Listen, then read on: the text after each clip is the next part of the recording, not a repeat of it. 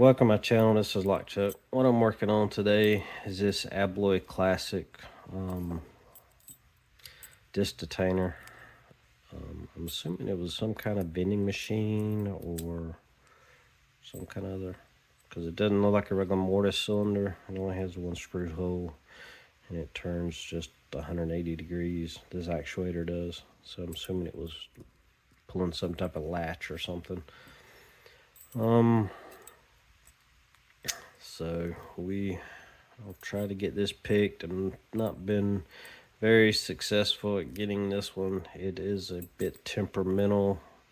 It's kind of got a L-shaped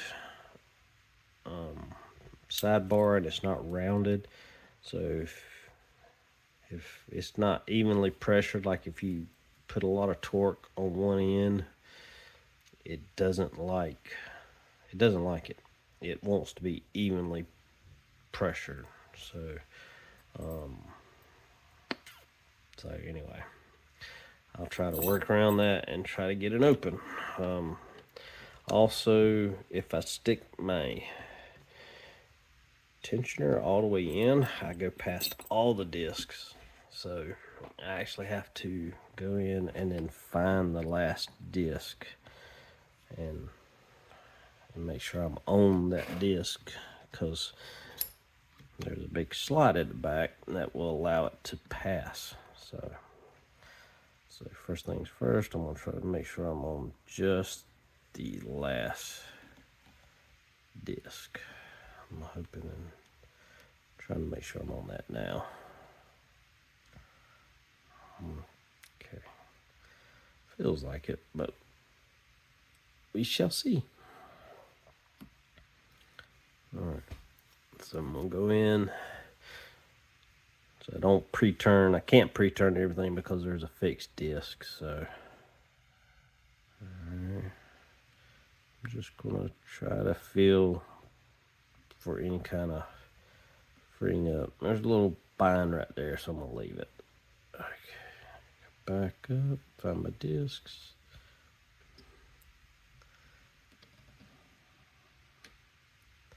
Heard a little click. Where is it at? A couple of clicks right in here. So we'll leave it there for now.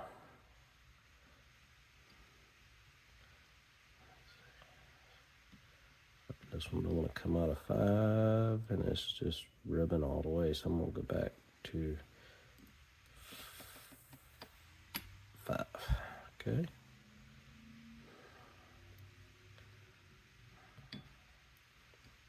Let's see, that one just kind of freed up a little bit. Oh, I don't think I'm on the disc. I shouldn't be rotating that far. Make sure I'm on the disc. Okay, there we go.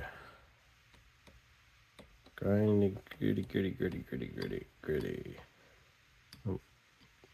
A little bit of movement there, so I'll leave it there. Alright, where? Oh, it should be here.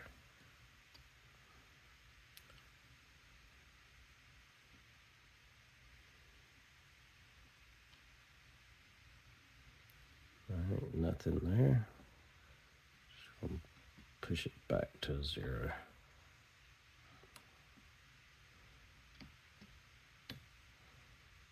Got one little click there.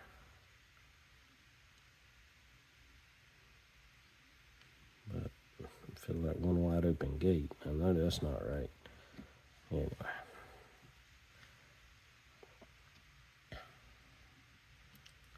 Alright. Not getting any feedback.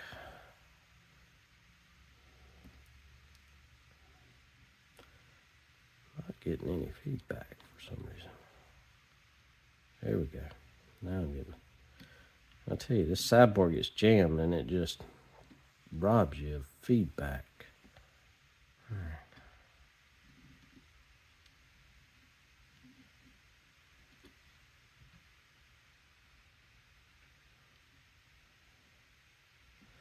Let me go back all the way. Make sure I'm turned.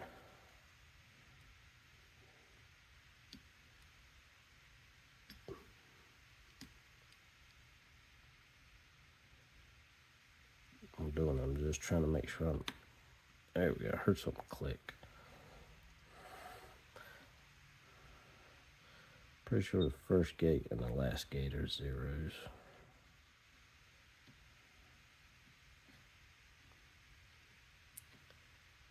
Still not getting any feedback hardly. I got a click. Getting something right there at about 4.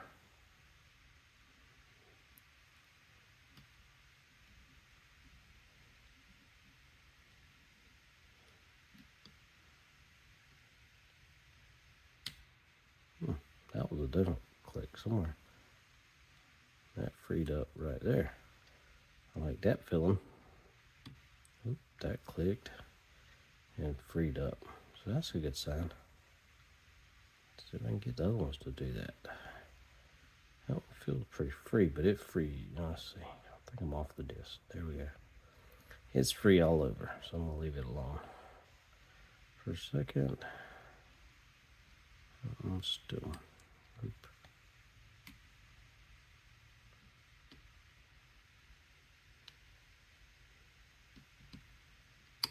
Oh, click there. Leave you alone. You're free there.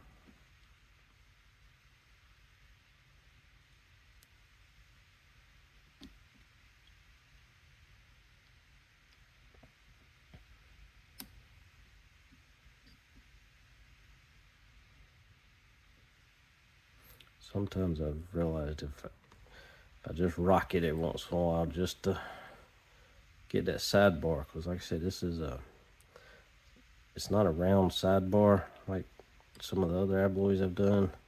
It just, if it's not right, or if it's not happy with the way you've got it set, it will not let it release.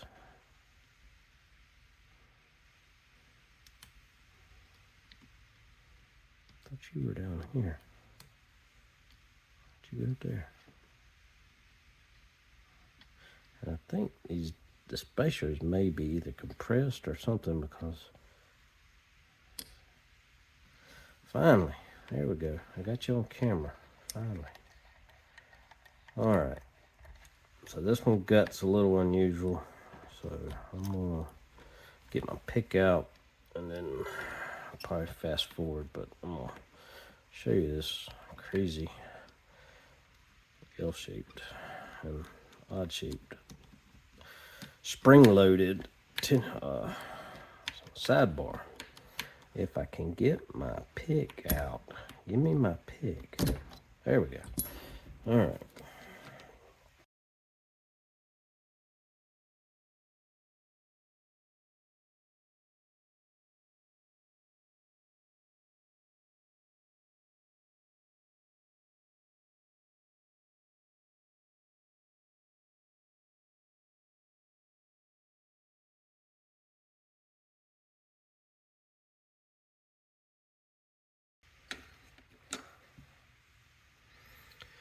All right. So there's the housing. Everything's out of it. As you can see, it's kind of got this sloped channel for the sidebar. Even though it's sloped, sometimes this thing still binds up a little bit. And what I'm talking about here is the sidebar. It's kind of it's an L shape, but it's like a semicircle. So it is spring loaded at the bottom. So here's a spring. It goes in the hole. It's spring loaded. So as you're trying to turn counterclockwise, that sharp edge right there, because if you look at it, looking straight on, let's see if I can get the camera to focus on it maybe. It's like you're catching that sharp edge right there, and that's what's making this hard to pick, because that is a fairly sharp edge right there. I mean, just feel it with my finger, and that's what's catching, and you got to kind of bump it backwards and get the inside here to actually help you out a little bit and knock it down. But there's such a big slot right there. I don't know if I can get it. If you look there, the tension tip is gone when it's there. I mean, it's all the way in that recess, so I had to pull up to grab the first disc. And then if you look, so there's the discs. So there's the first one I tension off of.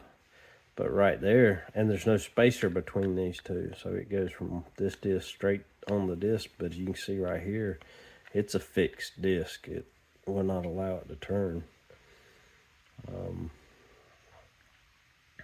So got to get past that. The rest of them are all rotating discs with, false gates, and there is some mastering. That looks like a master gate there. That one may actually be wide enough for a master. It's fairly wide, but I thought there was one that had 2. Yeah, that one's got 2 on it for some reason. I don't know if that's mastering or if it's just the way they made that disc. I think it is a master though. Because why would they only have 1, 2? 2. Might as well have 3 with masters. But anyway, there's the spacers. They're a little different. These discs are bigger than your normal Abloy Classics. Don't know why. It's a little interesting little lock. The way it all puts together is held on by this retention clip, which is held on by that, what did I do with the screw? Oh, by this screw on the back. That screws it in. I hope my spring's still in there. It is. Okay, cool. All right. Thanks for watching.